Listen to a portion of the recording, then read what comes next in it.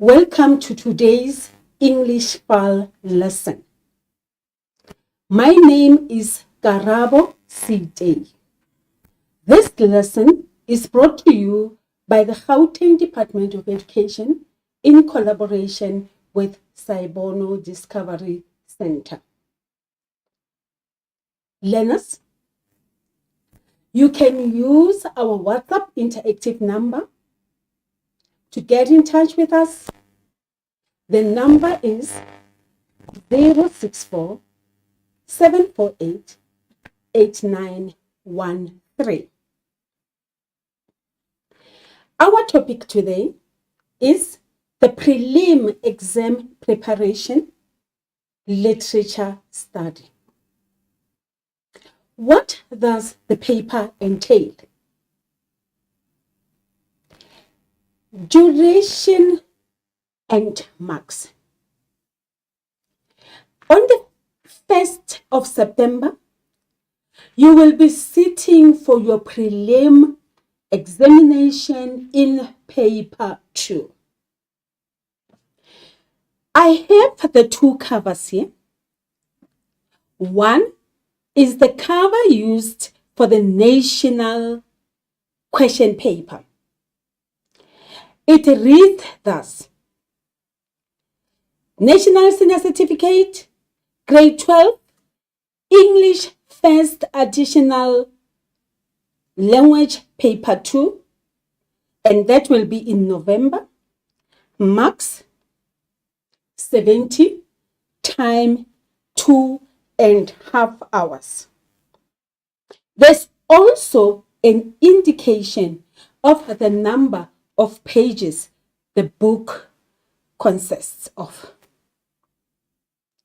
On the 1st, you will get a book similar to this one under the banner Gauteng Province, Gauteng Department of Education Preparatory Examination 2022, English First Additional Language, Paper 2, time 2.5 hours, marks 70 marks.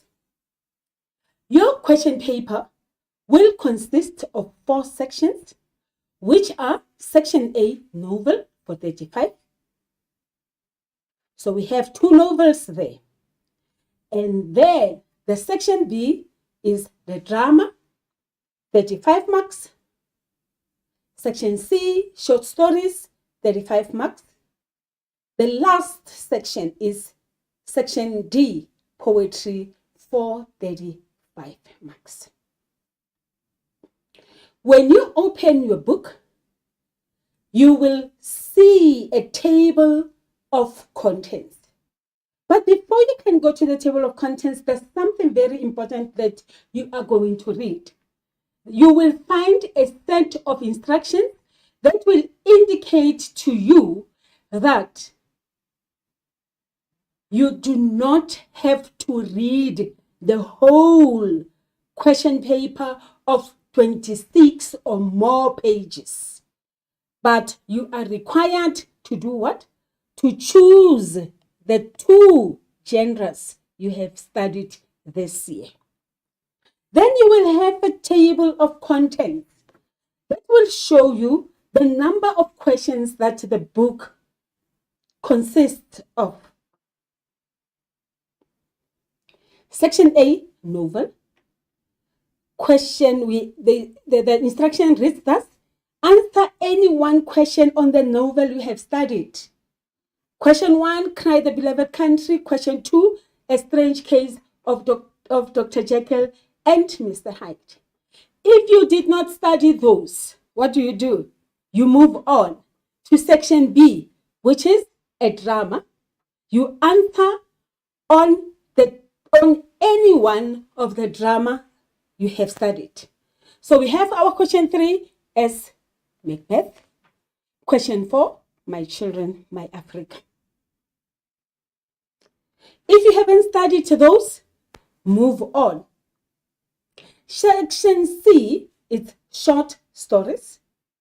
Here, you are required to answer on the set questions on the 2 short stories.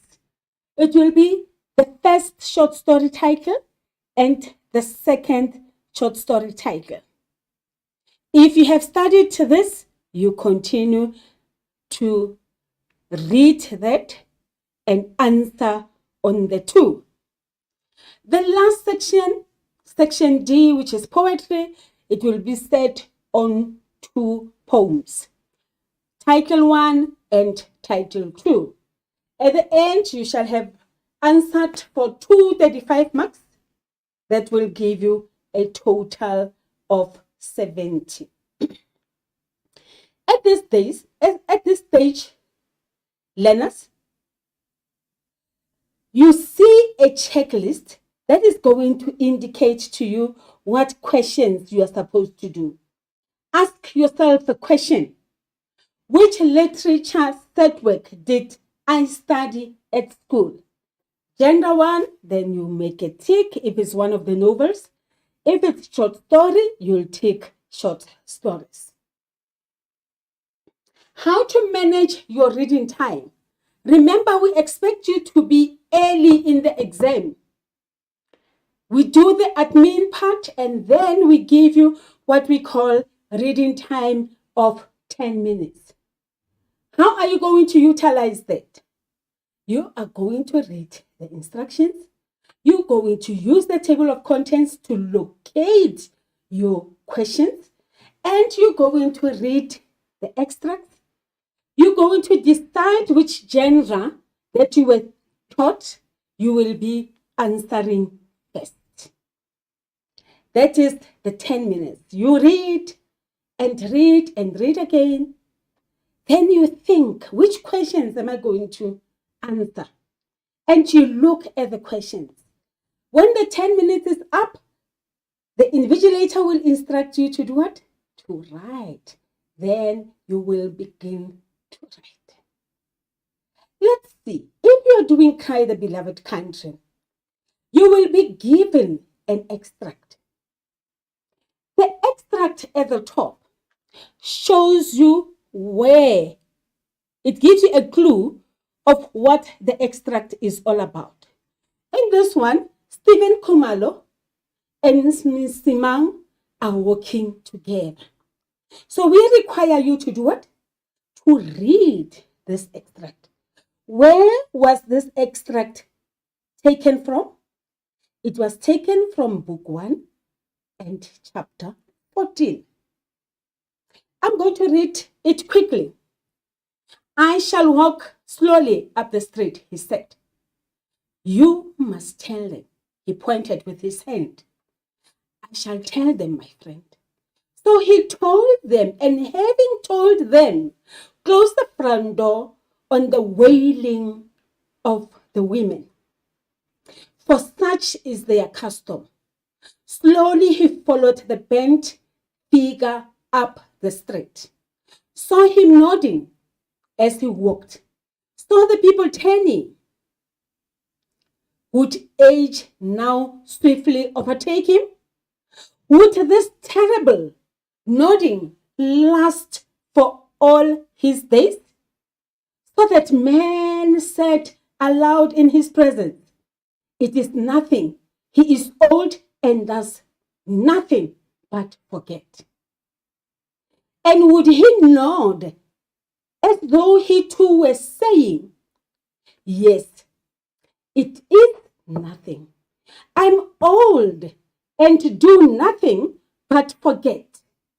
But who would know that he said, I do nothing but remember?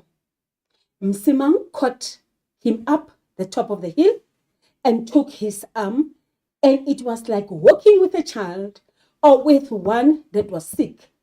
So they came to the shop, and at the shop, Khumalo turned and closed his eyes, and his lips were moving. Then he opened his eyes and turned to Msimang. Do not come further, he said. It is I who must do this. And then he went into the shop. Yes, the bull voice was there. loud and confident. I've read this to you now, just showing you that it is very, very important. When you start with your extract, you need to read all of it. Okay. The first questions that you're going to get are giveaway or must get questions. These ones, learners, you must get the total of 4 marks. You choose a description from column B, options that matches or fit with column A. What are these questions? They test the knowledge from the rest of the novel, that is the main and minor characters. So if you read through your whole novel or set work, drama, short stories, you should be able to respond to such questions. Let's see. In Cry the Beloved Country, we have in column A, Arthur Jervis, number 1. Number 2, Father Vincent. Number 3, John Khumalo. And lastly, Mrs. Mkhize. What is expected of us? We're going to match this in with the descriptions in column B. Who is Arthur Jervis? He is B, an engineer. He is an engineer and political activist. Number 2, Father Vincent. Who is this Father Vincent? The answer is D. He introduces Khumalo to Carmichael. 3, who is John Khumalo? John Khumalo is a very good speaker, and that's number A. Lastly, Mrs. Mkhize. Who is Mrs. Mkhize? Mrs. Mkhize provides lodgings for Absalom. How many marks do we have now? We have 4 marks in the back. Easy, isn't it? Easy. A second set of questions is about setting. And what is setting? Setting is the place the extract is put in context. The questions that we respond to, or we are expected to give what? The where, or what has happened. So we deal with the time and place. If we ask, or if the question paper asks you, describe the setting of this extract, you automatically know that you have to respond about time and place. Let's look at how you should go about answering this type of a question. When you read your extract, you will find clues. I shall walk slowly up the street. We immediately know that the people were doing what? Walking up the street. Where? They were walking up the street. Slowly he followed the bent figure up the street. Msimang caught him up where? At the top of the hill, and took his arm, like walking with a child or with one that was sick. Lastly, what happened? So they came to the shop. So we can make out the answer by looking at the clues that are found in the extract. So where is the setting? We must describe the setting of this extract. Khumalo followed Msimang, or he is on his way to his brother. So they are going up the street. They are going at the top of the hill. Where are they going to? To Khumalo's brother, who is John. What are they going to do there? After he has heard the news that Absalom had murdered someone. So it is time and place. What happened? He heard the news that Absalom had murdered someone. So that's our setting. He's going to see his brother. When is he going to see his brother? After he has heard the news that Absalom has murdered someone. Right. You will find questions on tone. And what is tone? Tone is,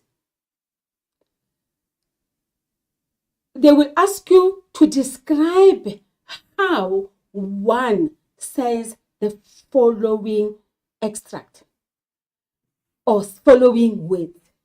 So we have different dictions or words that we use to describe tone. We have the happy, sad, mad, and surprised.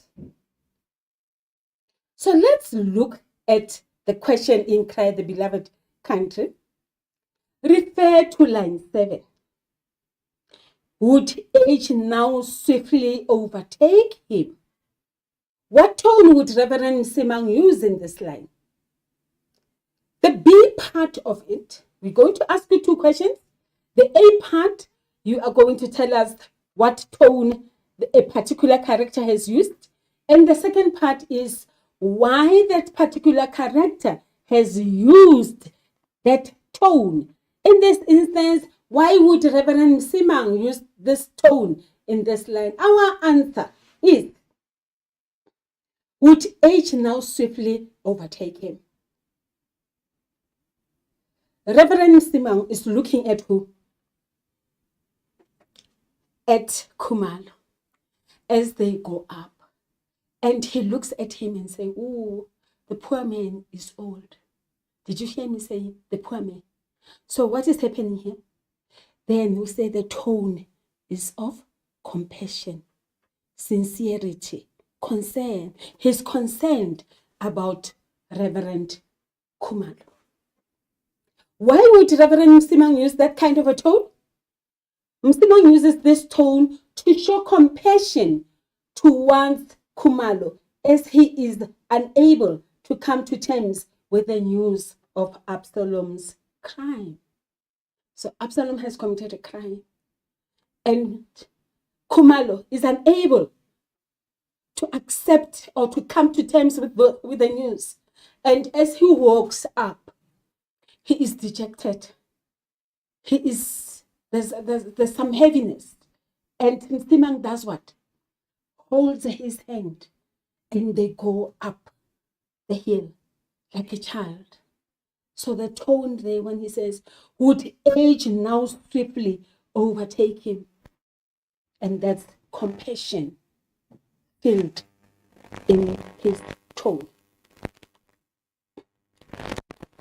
We have questions again on state of mind of a character.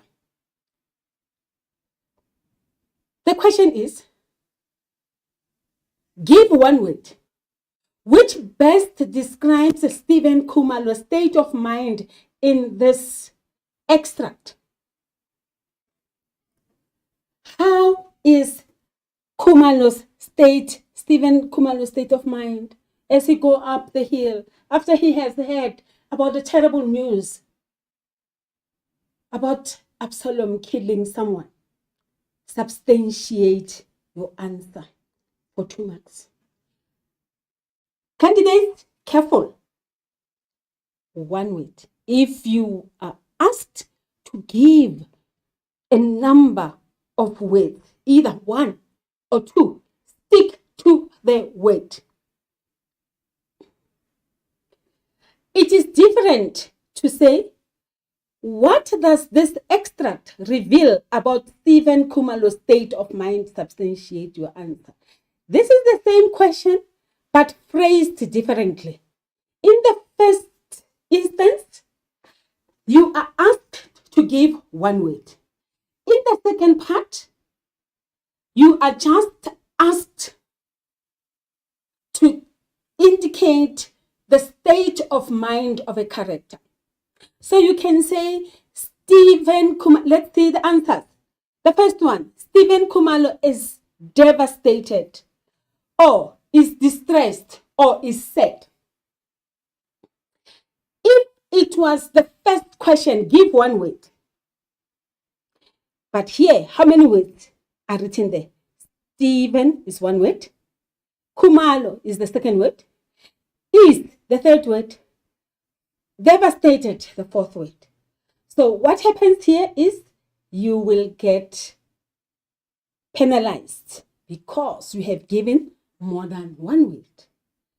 But if you were asked, what does this extract reveal about Stephen Khumalo's state of mind, substantiate your answer. You can easily say, Stephen Khumalo is sad, or Stephen Khumalo is devastated. You will still get your mark. So be careful on how you should you read and interpret and follow instructions. Remember at the beginning, what did we say? Read, and read again. And what is to substantiate? Is to give evidence to support your answer.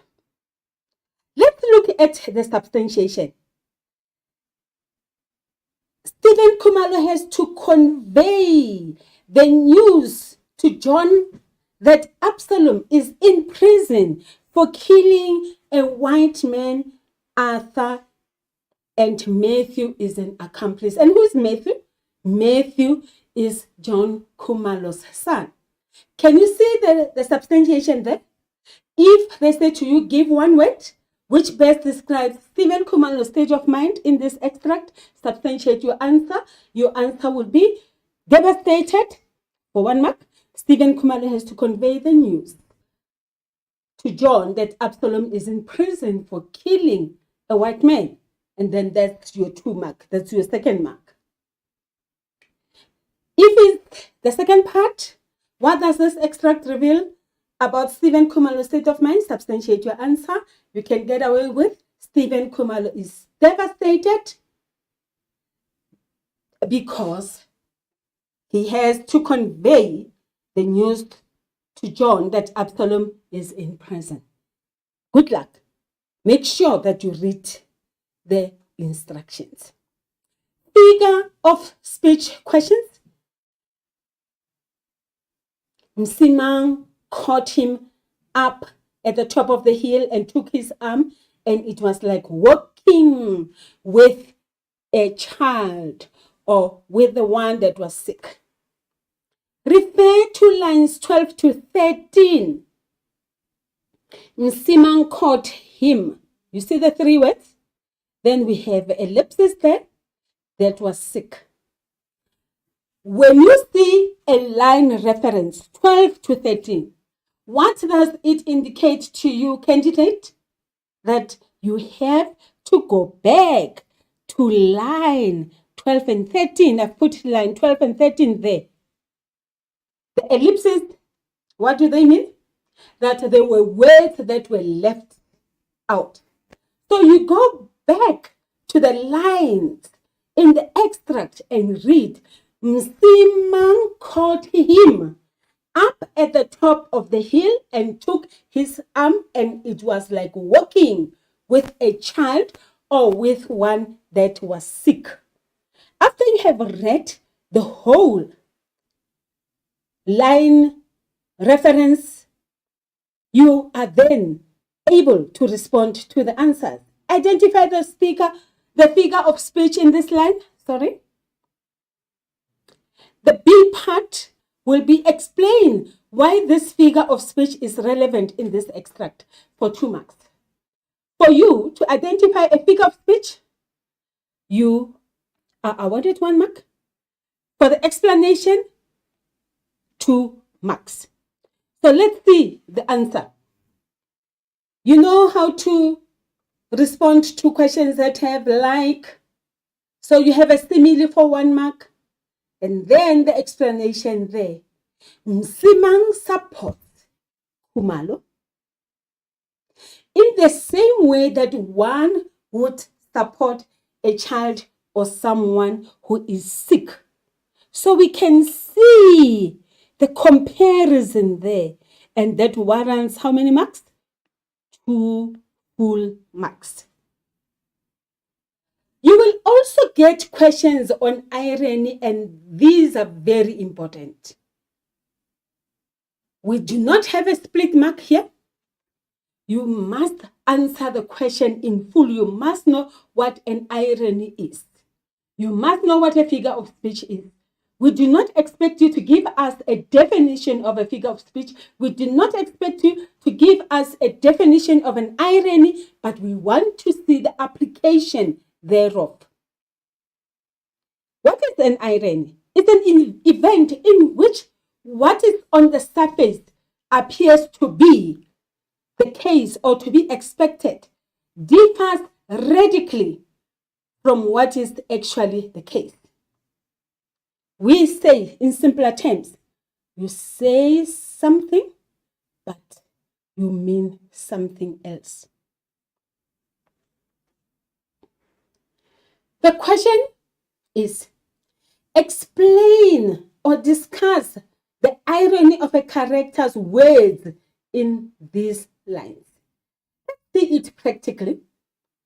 In Cry the Beloved Country, they instruct you to consider the novel as a whole. To do what? To explain the irony of James Jarvis' offer to assist with the restoration of Ndocheni despite the outcomes of the court. What is the irony there? Khumalo's son, Absalom, has murdered James Jarvis' son.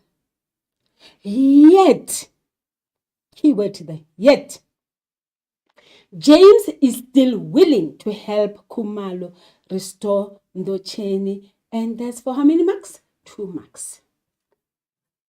His son was murdered, or Khumalo's son murdered James Jarvis' son, but James Jarvis is still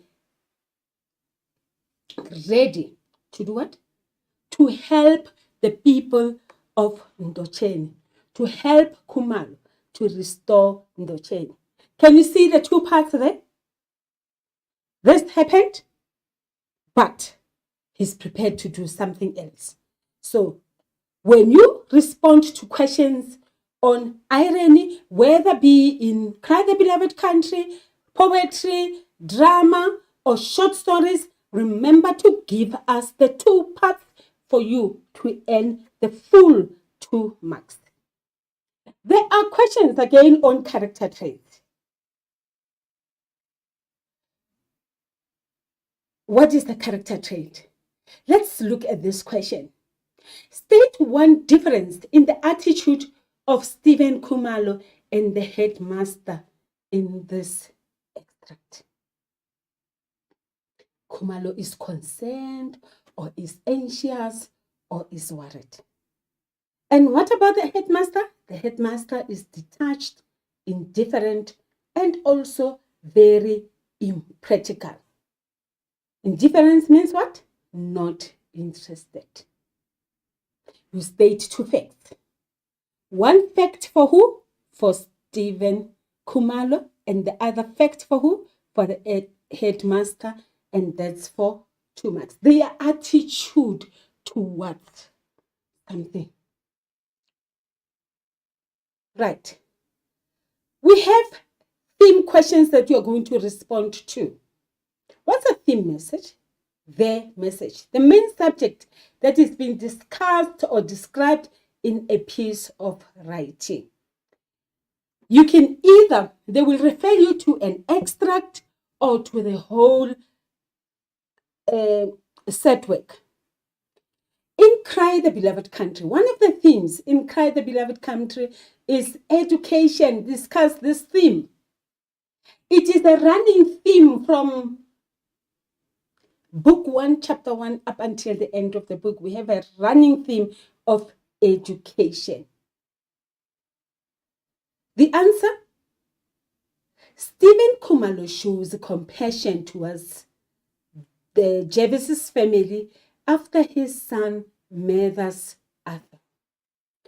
Msimang shows compassion towards Stephen by assisting him in Johannesburg. So it is not the theme of education, but the theme of compassion. Right. One of the themes in Cry the Beloved Country is compassion.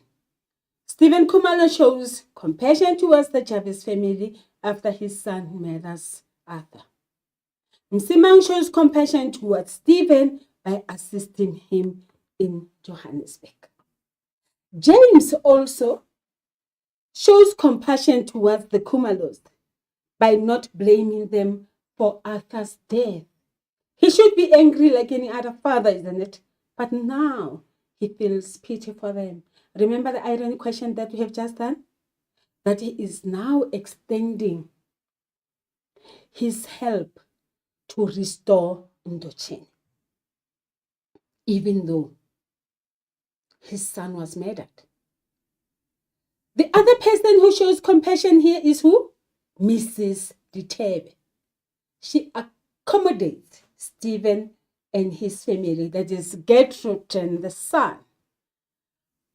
We have open-ended questions.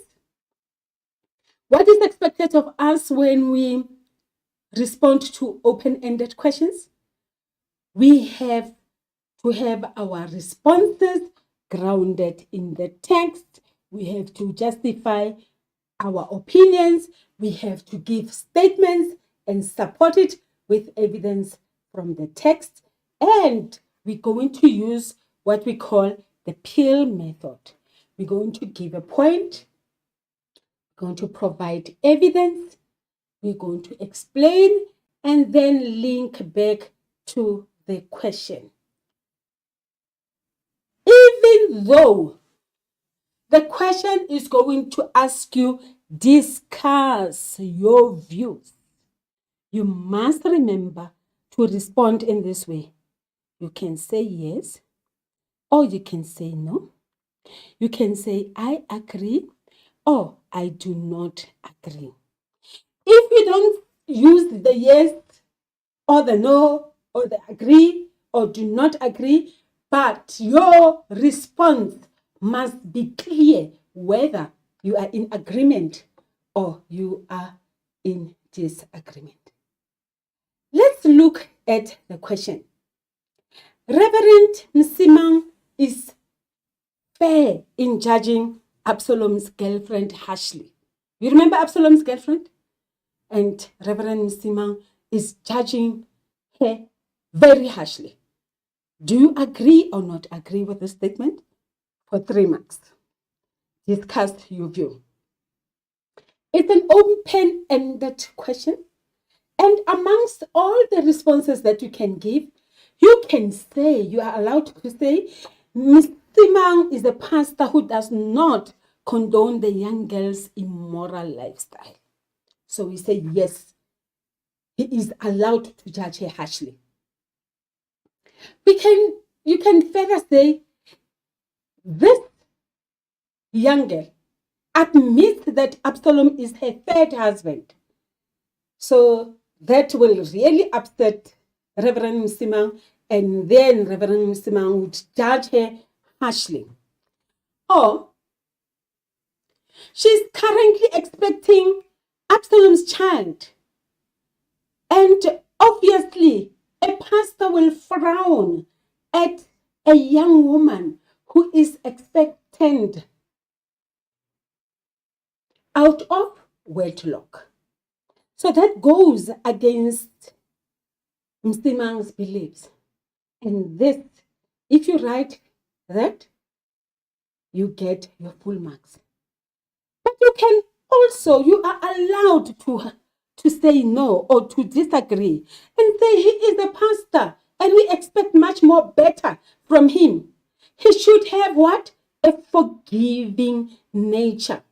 The girl is still young, only 16, and Khumalo considers her to be helpless, in need of guidance, and not be judged.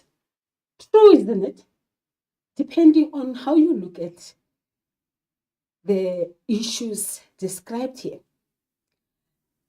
You can say, no, she's a victim of social abuse and neglect. Mr. Man should actually be sympathetic and sensitive to this. So he does not have to, or he does not have the right to judge her harshly. You must have a very strong argument, but your argument, remember, should be grounded in the text of the novel. You can earn yourself 3 marks, you can earn yourself 2 marks, or even 1 mark, depending on your interpretation of the question, whether your answer is good enough and it has ground. Remember to convince us to agree with you or not to agree with you. The second novel is Strange Case of Dr. Jekyll and Mr. Hyde. I'm not going to read the extract, all of it, but you find the extract here. Mr. Utterson engages an unwilling Mr. Hyde in a conversation. And where do we find the extract? The search for Mr. Hyde. So that's the clue where it is. Right, let's see the giveaway questions. You are going to get the 4 column B, choose a description from column B that matches with column A, 4 marks again. Fair, isn't it, for everyone? So let's see. We have Hyde, Bradshaw, Carew, and Lennon. Who are these people? Who is Hyde? Hyde is B, a murderer. Who is Bradshaw? He is D, a footman. And who is Carew? Carew is a politician. That's A. And who is Lennon? Lennon is a scientist. You got the full 4 marks? Yes, good. 4 marks in the pocket for those that are doing Cry the Beloved Country and those that are doing A Strange Case of Dr. Jekyll and Mr. Hyde. Same question for you too. Setting. What is setting again? The physical setting of a story. That is where the story is actually taking place. So let's look at the question. It doesn't only the actual setting, it doesn't only refers to the actual setting, it also refers to time. The setting can have an effect on the way a character develops. Let's look. Describe the setting of this extract. Where is this extract placed? It is at the back entrance to Jekyll's house. What was happening? When Mr. Utterson finally meets on or runs into Mr. Hyde. Okay?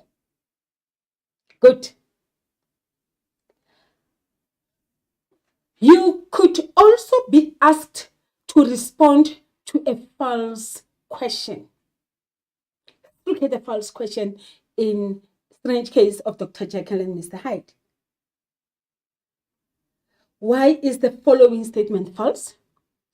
Dr. Lennon personally tells Mr. Utterson about his last meeting with Dr. Jekyll. Is it correct? No, it is false. He does not personally tell. But he does what? He writes a letter or the note to Mr. Utterson. And that is for how many marks? 1 mark. You make the incorrect statement to be correct. The false statement to be correct or true. Tone. You are asked about tone also here. In line 6, and now said, you know me. Remember the ellipsis there? You need to go to line number 6 and read it in totality. Then you respond. What tone would Hyde use in this line? Inquiring, curious, or impolite. Why would he use this kind of a tone? He does not really want to get involved in a conversation with Utterson. So you get your 1 mark, 1 mark. Look at the alternatives that are written here: inquiring or curious or impolite. But with you, when you write, do not give us 2 answers, give us 1. Just 1. 1 will be sufficient. Otherwise, you'd run in the risk where you give us the first one being the correct one and the second being the incorrect one and the second one being the correct one. So you will lose your mark because we will think that you are guessing. So do not guess. A state of mind character. We have it again here. Give 1 word. Which best describes Mr. Hyde's state of mind in this extract? Substantiate your answer. Or it can be, what does this extract reveal about Mr. Hyde's state of mind? Substantiate your answer. I've already explained how we deal with this. Give 1 word, you will give 1 word. The answer will be anger, never, anger or nervous. That's 1 word.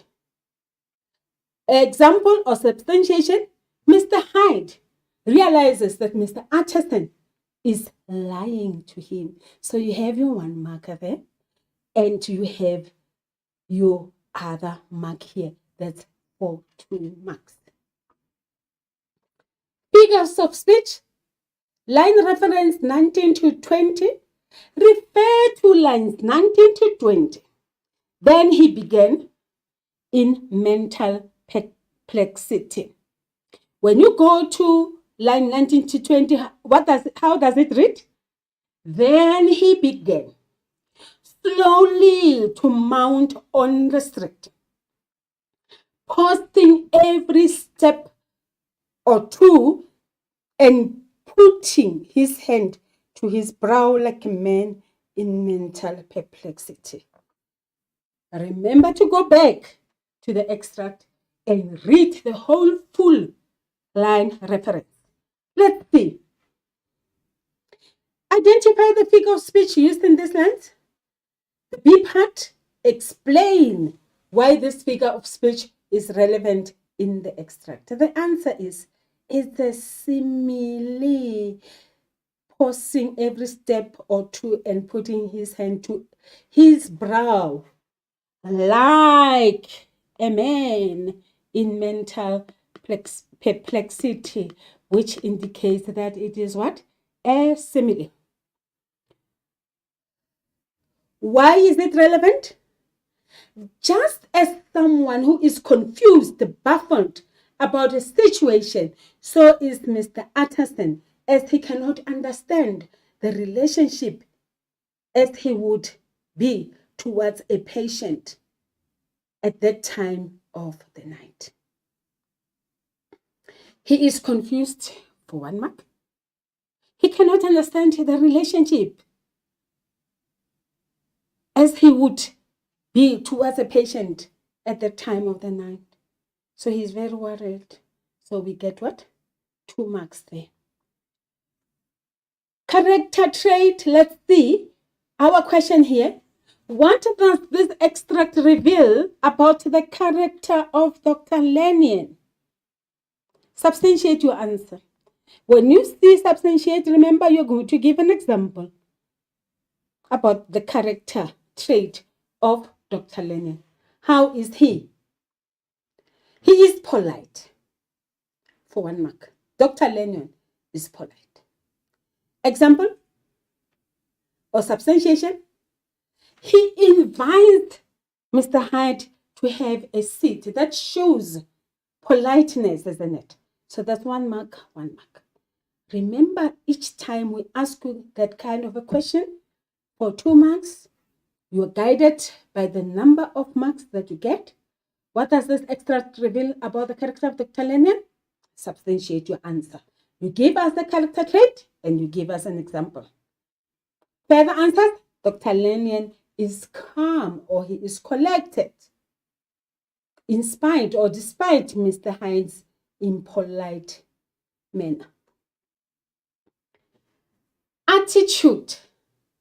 What is an attitude? The character's attitude is how the character appears to feel about what is happening to him in the story. Think how you would describe your attitude if you were in a similar situation. Let's see. Refer to lines 4 to 10. You forget that, ellipsis again, to my politeness. State one difference in the attitude of Dr. Lennian and Mr. Hyde in these lines. Your answer is Dr. Lennian is suspicious. That's his attitude, isn't it? Why is he suspicious? And then Mr. Hyde is nervous or evasive.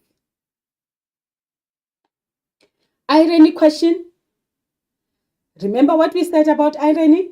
You're saying something, but you mean something else. Again, here, you are referred or you are told to consider the novel as a whole and explain the irony of Dr. Jekyll's belief that Mr. Hyde would disappear when he wants him to. Ambitious, isn't it? Dr. Jekyll believes that he is in control of Mr. Hyde. But in the end, things change. Mr. Hyde controls Dr. Jekyll. Can you see our key word? But. He's in control, but in the end, things reverse.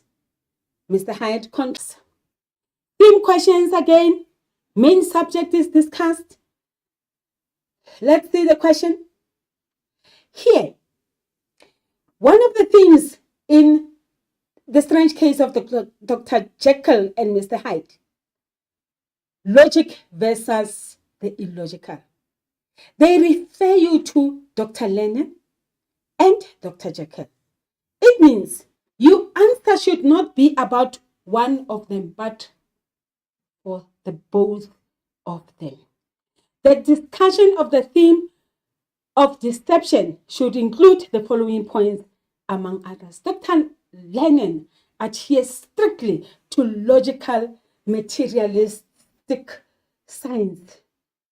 He considers Dr. Jekyll's approach as scientific, and illogical. Jekyll delves into the mystical investigation of the nature of man, which defies all logic.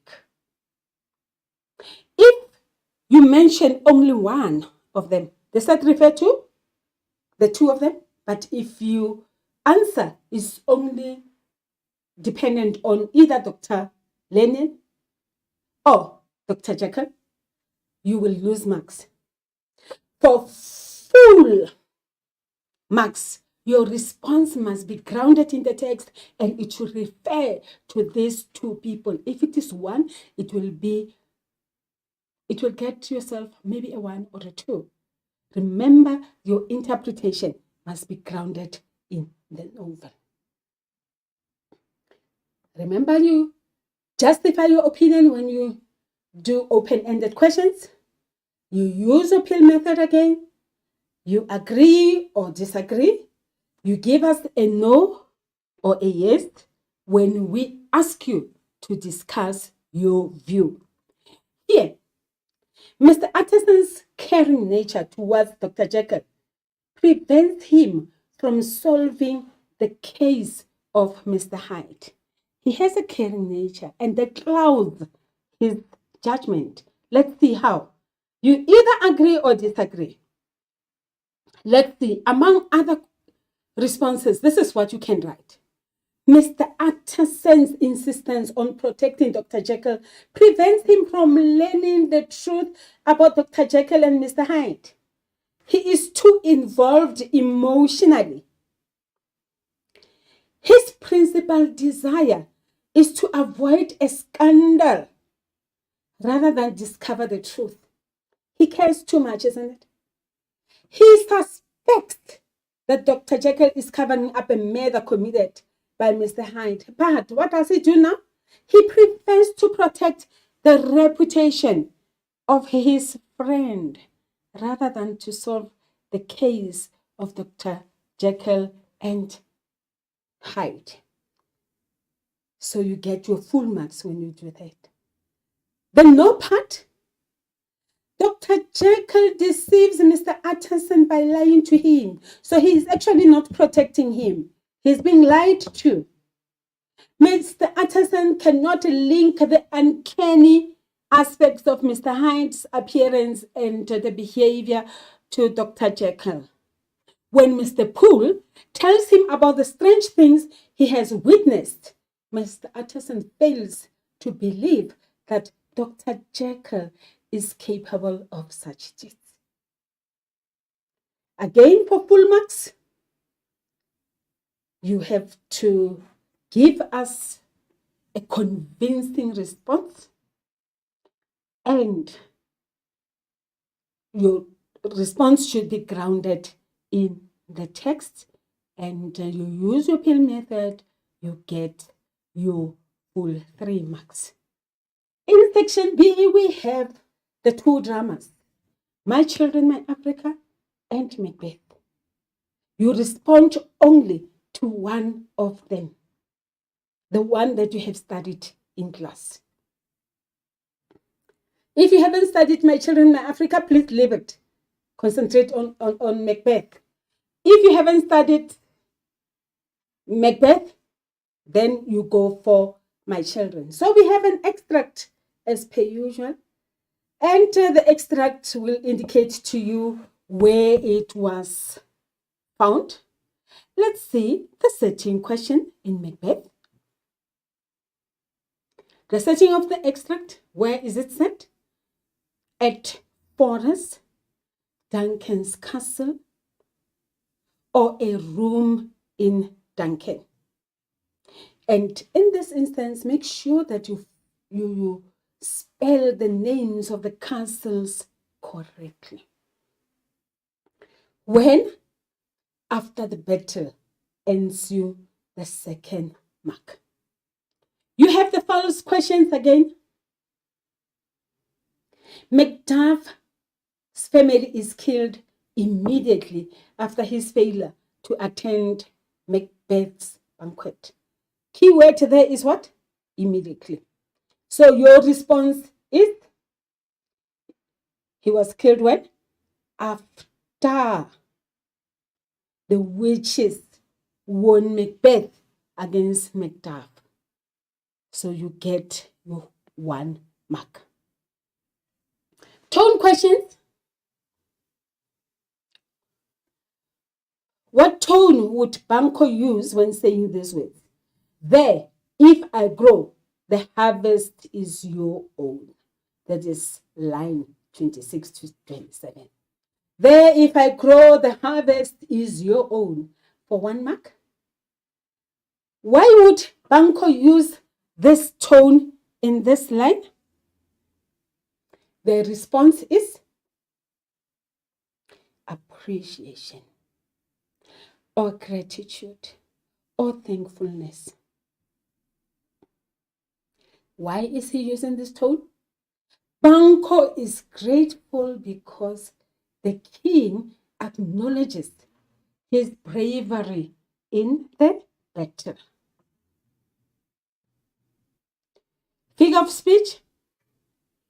I have begun to plant thee and will labor to make thee full of growing. Again, that's line 21 to 22. We identify the figure of speech here, and you explain why the figure of speech is relevant for the 2 marks. I have begun to plant thee.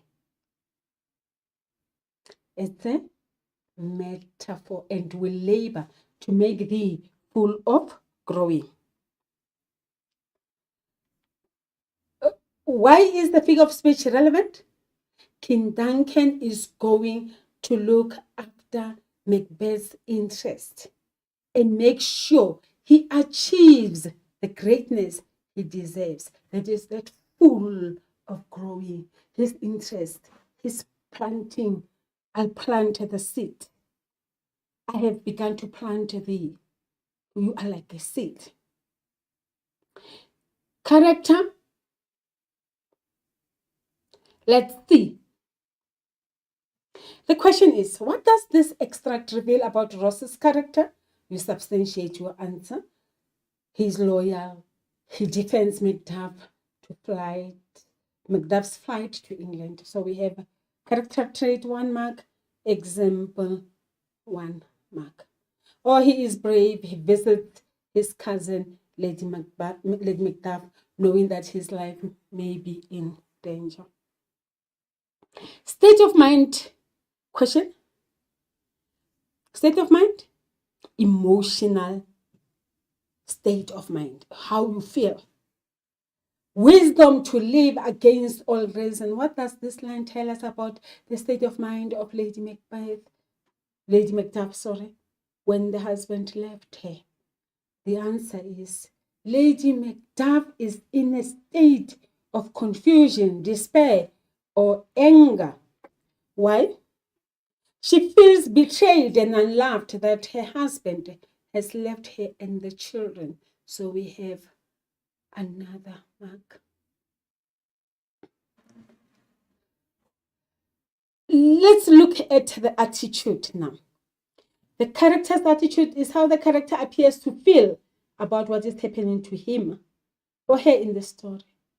Oh, worthiest cousin, the sin of my ingratitude, even now, was heavy on me. Thou art so far before the swiftest wing of recompense is slow to overtake thee. Would thou hast less deserved, that the proportion both of thanks and payment might have been mine. Only I have left to say, more is thy due than more than all can pay. Let's see. Oh, worthiest cousin, explain Duncan's attitude towards Macbeth in this line. He is grateful. Duncan is grateful, isn't it? And appreciative towards Macbeth. Why? Macbeth's bravery has greatly helped to win the battle for Scotland.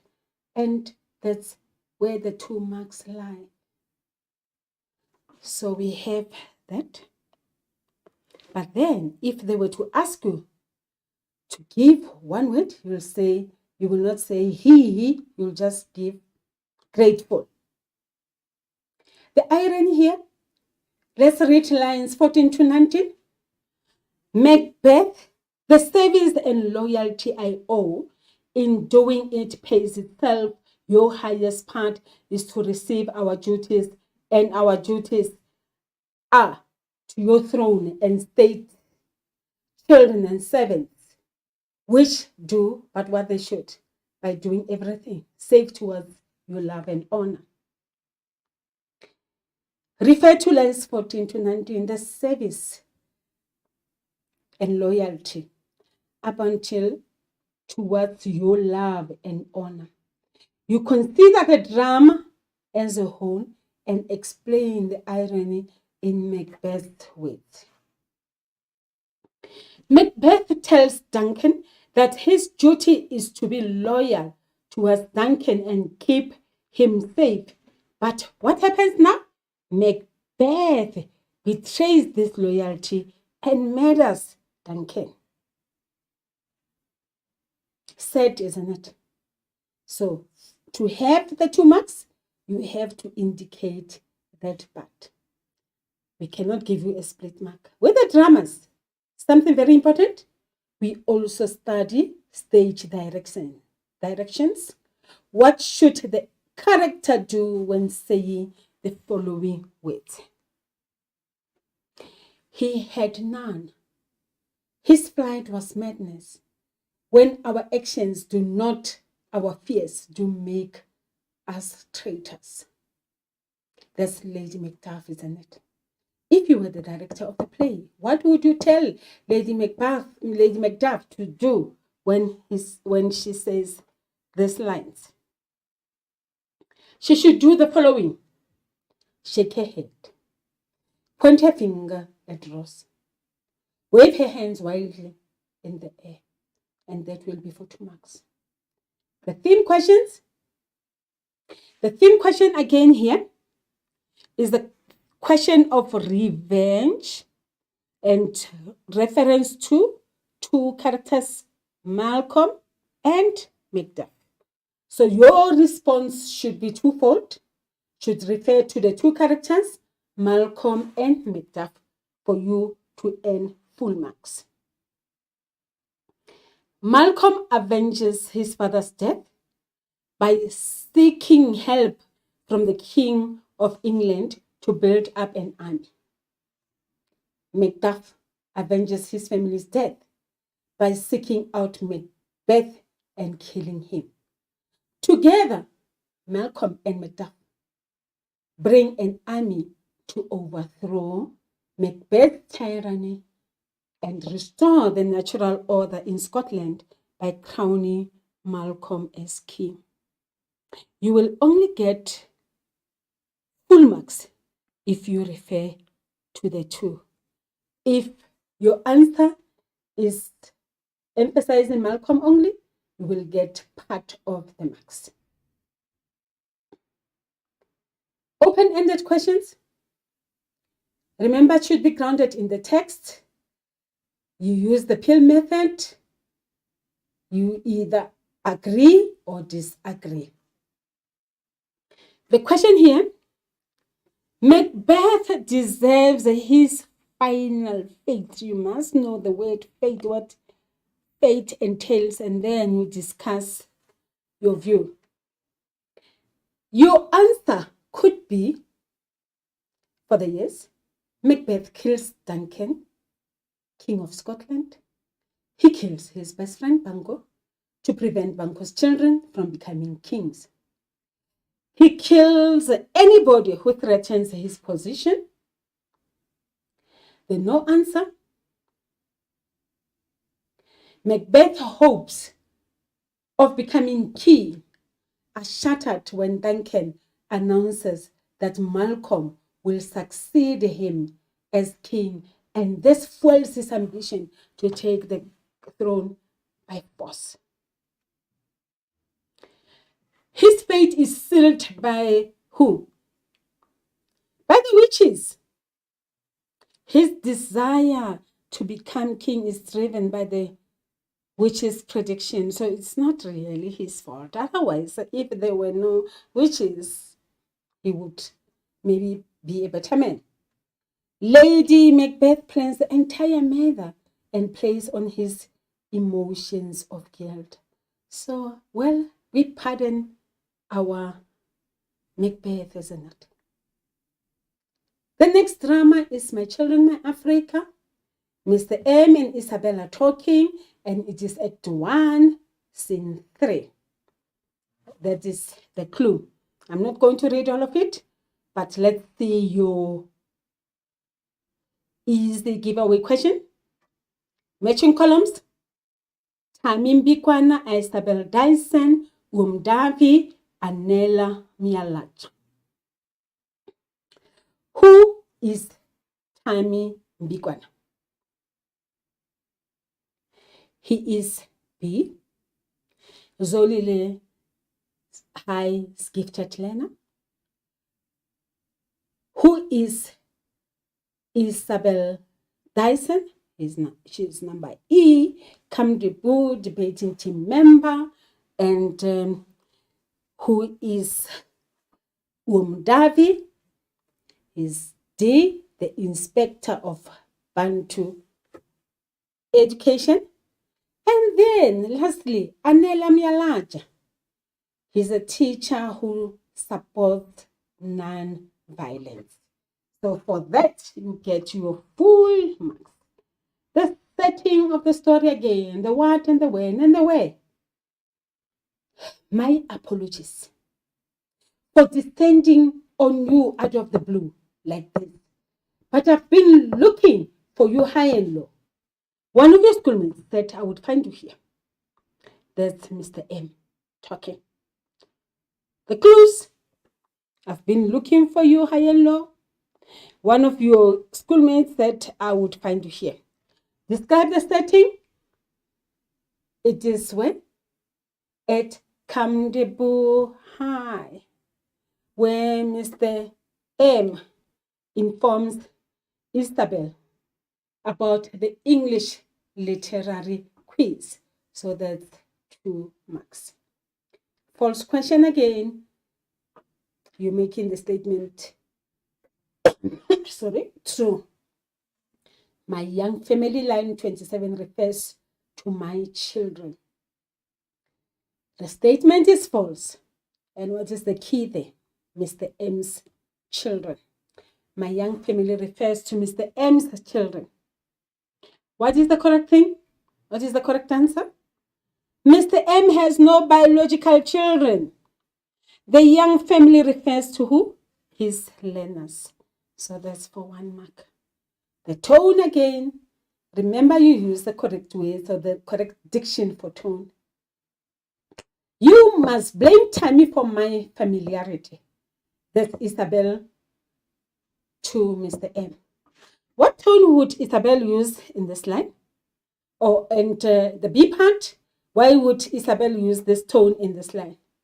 She's jocular, isn't it? Humorous, lively, amusing. She's playful.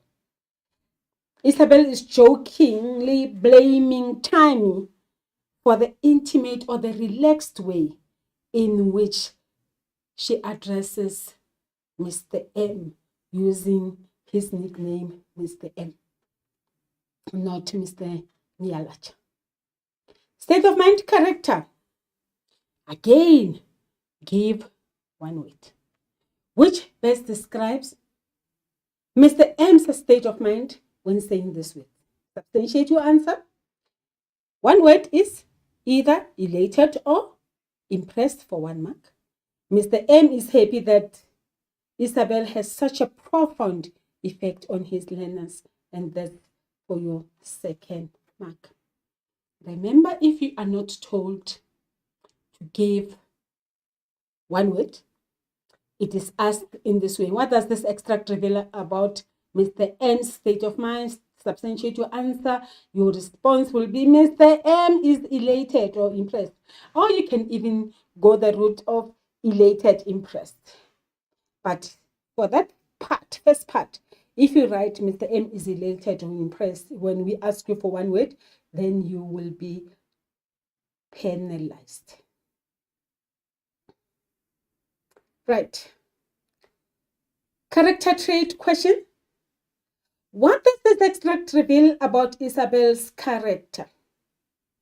Isabel is a lively person, very respectful. Why do we say that? She puts Mr. M at ease when he apologizes. And don't worry, I blame Tammy for that. She is friendly and he makes Mr. M to feel at ease. figure of speech, Isabel speaks about her and Tammy's friendship. It doesn't mean the end of everything, though, does it? I mean, can we go on meeting just as friends? And then Tammy says, what, when?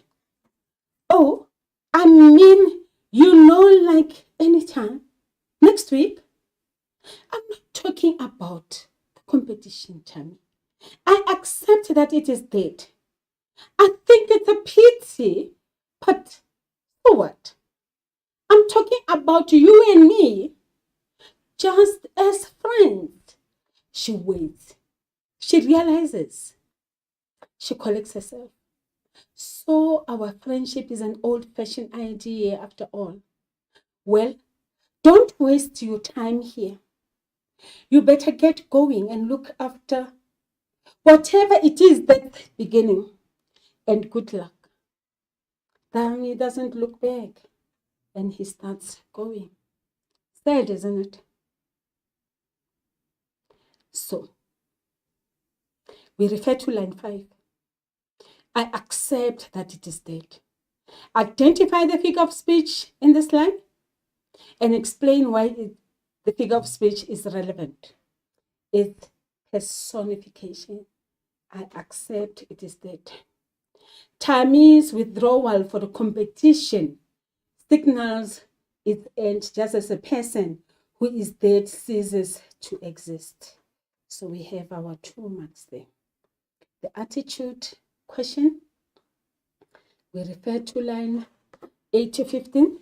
So our friendship doesn't make sense. We've just read that. Explain Isabel's attitude towards Tammy in this line. Isabel is angry and frustrated with Tammy as she cannot understand why they can no longer be friends. Sad, isn't it? If they ask you for one word, Isabel is angry, leave it, frustrated. Tammy is careful, direct, and cautious. Irony question. Consider the drama as a whole. Explain the irony of Tammy wanting to end his friendship with Isabel.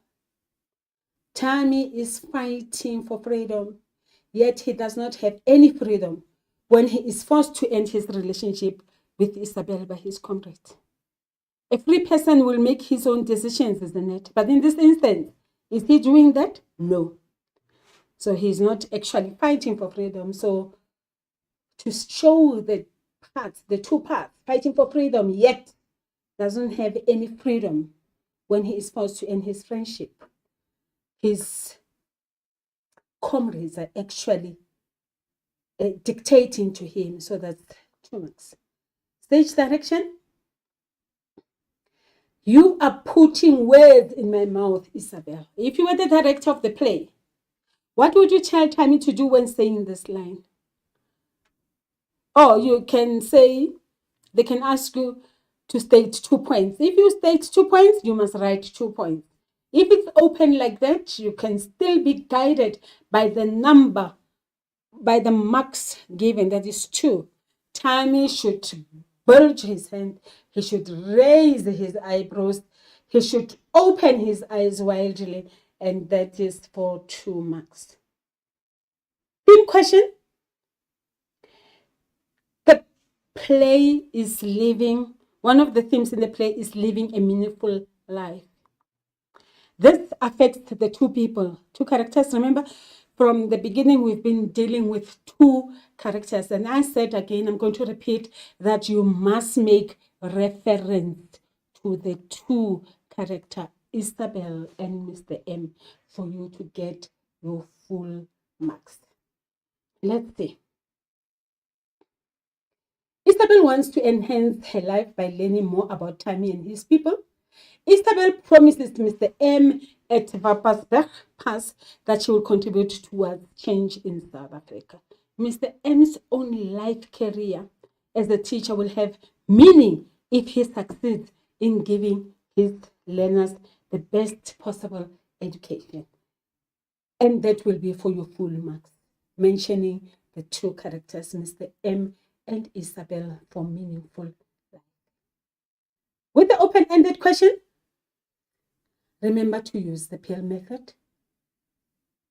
Mr. M deserves his final fate like Macbeth. Mr. M gives the name of the political action committee to the police, so he seals his fate. He gives the names of the boycotting learners to the education department. He refuses to join the comrades, and that is detrimental to him. If you say no, what is your expected answer? Mr. M gives the name of the boycotting learners in the hope they will return to the classroom. He did not think that he was doing something bad. He gives the name of because he feels they are responsible for the unrest. He believes in communication and negotiation, and therefore does not support the comrades who resort to violence. Our section C is the short stories. When you come to the short stories, the short stories will be set on 2 short stories, but you don't choose here. You answer on both, Next Door and Transforming Moments. Previously, you chose between the 2 dramas, you chose between the 2 novels. But with short stories, there's no choice. You write. If your choice is short story, you write all the questions said on the short stories. So, read the following extracts from the 2 short stories below and answer the questions said on each. Remember, no choice.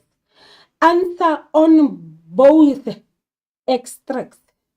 One extract from one short story, the next extract from the second story. So our story of the afternoon is Transforming Moment.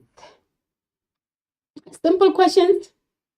They can be set this way by asking you to complete the sentences by using the words in the list, or they can give you matching columns. Let's see. At the beginning of the describes herself as ugly and awkward.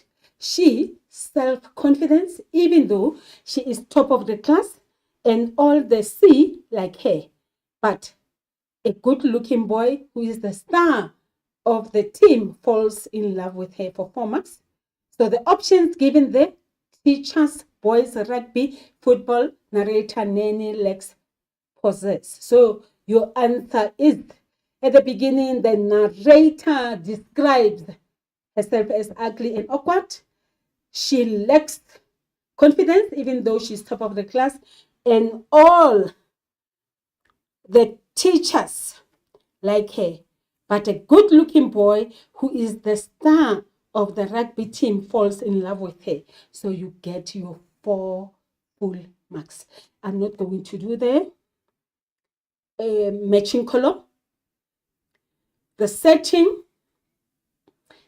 question, describe the setting of the extract. The setting is outside the minister's house. What was happening when the minister told her that he is taking her along to visit his family for the weekend? False question here. The speaker's school is in Limpopo. Is it correct? No. The speaker's school is in Eastern Cape. You get your mark. Good. Told. No sister grabbed me by the arm as I was walking out the door. Aren't you going to tell us where you're going?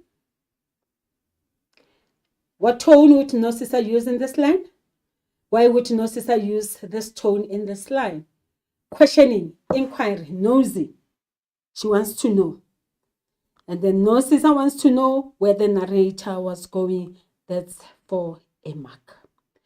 Figures of speech. The winter sun seemed as lazy as we were. So identify the figure of speech in this line and then explain how it is used. The answer is as lazy, simile, or personification. The sun's intensity or weakness is compared to the lazy girls. The sun is lazy like the girls. It is not shining, or it is not as hot as it's supposed to be. In summer, we have hot sun. In winter, we have a lazy sun. Character portrayal. What does the extract reveal about Father Fikeni? He is encouraging, he reassures the narrator that she has a beautiful voice. He's also very friendly. He takes her on his on a weekend away to his family. State of mind question.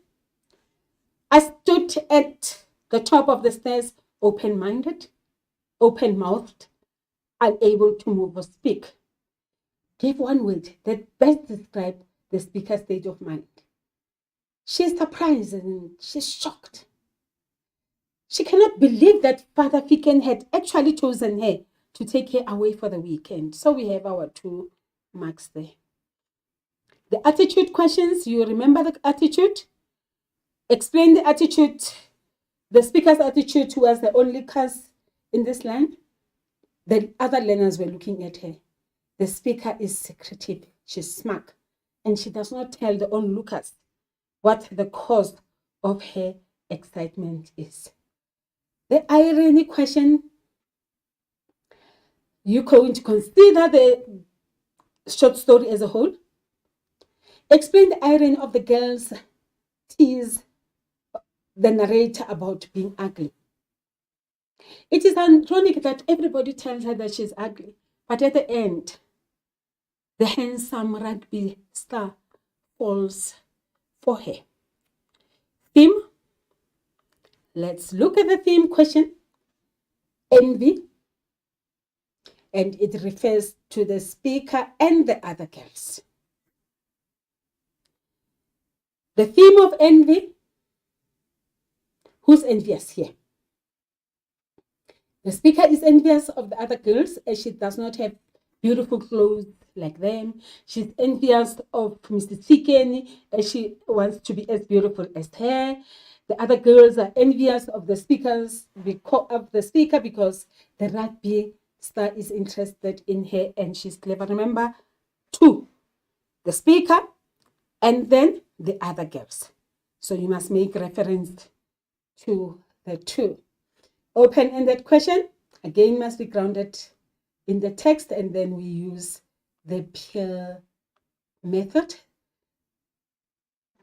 The speaker can be admired. Can you admire her? You'll either say yes or no. Or let's quickly look at section D, poetry. Again, 2 poems are set. Our focus today is Everything Has Changed Except Graves by Mzim Hall. So you read the poem. They give you the whole poem to read. You're going to complete the sentence by using the list given. Here, the speaker returns to his childhood town and a school that has been abandoned and has fallen into disrepair. He acknowledges the patience and care his teachers displayed. The state of affairs depresses him. The windows and roofs are either damaged or are stolen. So that's that. Setting, it refers to time and place again. The setting of the poem, where does the setting, describe the setting of the poem? It is happening where? In his previous school, when he returns to visit his hometown. Tone, what has happened to the doors and the windows? The tone used, questioning, angry. Why would he use that particular tone? Because his school is damaged. The figure of speech, embraced by a mute little cemetery. You identify the figure of speech? Personification, embraced by a mute little cemetery. Personification. Explain why the figure of speech is relevant. the silence of the cemetery is likened to a person who cannot speak. The theme in this is the past versus the present. So the speaker has to speak about the past as well as the present. Let's see. Going back to place he grew up in and visit his school, he shares some of his childhood memories and reflects on his life. So again, it should be grounded in the text. And then you use the Peel method. The speaker is justified in feeling a sense of loss when he visits Lushington. Discuss your view. So amongst others, the speaker's former school has descended into a state of disrepair, and he is also very shocked. The no part will be the speaker goes back after many years and cannot expect things to be as they were before. So if you have your answer grounded in the text, you are good to go for your 3 marks.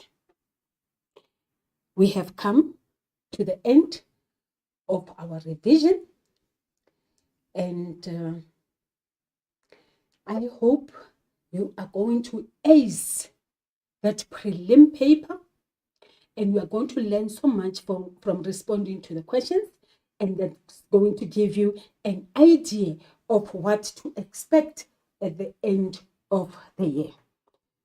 I wish you good luck. Literature, as a last thought, adds to reality. It does not simply describe it. It enriches the necessary competencies that daily life requires and provides. And in this respect, it irrigates the deserts that our lives have already become. This is by C.S. Lewis. As we prepare for our final exams and as we sharpen our knowledge of literature, we are going to be better people. Thank you again for watching this lesson. Please remember to sanitize. Don't forget that. If you're able to, you can wear your mask. You can maintain social distancing and keep safe. But if you don't want to, good luck. See you next time and goodbye. Remember to ace the paper too. Thank you.